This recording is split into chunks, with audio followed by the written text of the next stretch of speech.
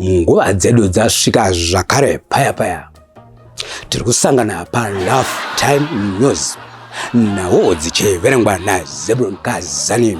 Yeino imisoro yenhau dzino. Mumwe mukadzi nhasi apiwa gold medal, mumwe musikana arasika mutauni. Imwe mbenga yasungisa vanhu vanga vakuipa zita rekuti dinga. Regai tipinde munhau zvizere. Kune mumwe mukadzi nhasi apiwa gold medal mushure mekunge aenda kumaternity akapfeka Adidas nebhachi. Regai tinzwe zvizere kubva kune mutapi wedu wenhau. Vatariri, pano paitika chiitiko chinoshamisa chasiya vakoti, anachiremba, madoctors, manesis ese andinawo apa akamira nemusoro makumbo ari mudenga. Rege tinzwe kuna sister leti kuti zvafamba sei. The eating zvaitika zvacho aiwa zvinhu zvinokatyamadza. The woman came with pregnant, he said the Adidas, and I wanga machine. Whoa! Oh, you mean she was wearing Adidas? Yes, she was wearing Adidas and a badge. Anyway, akasatambona munhu akachena uri pachipatara pana akazvitakura, and the pregnant was you know, yeah, looking like good. Oh, it's okay. And also, yes, she was taking, and the pregnant was so. Sister James,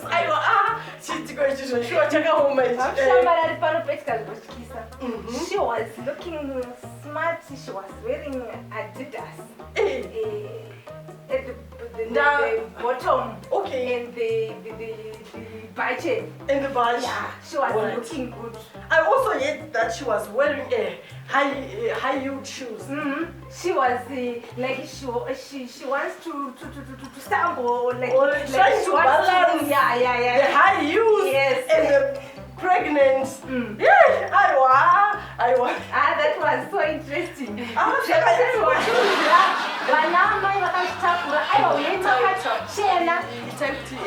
Uyai makachena, uyai kunyazoita utsanana. Tikuda vanhu vakachena, vanhu vane utsanana. Mimba dzinoda vanhu vakachena, vanogeza. Hatina mareti anongokudzimba. Tatenda muri kuwanzwa mashoko ari kutaurwa nevakoti vepano pachipatara.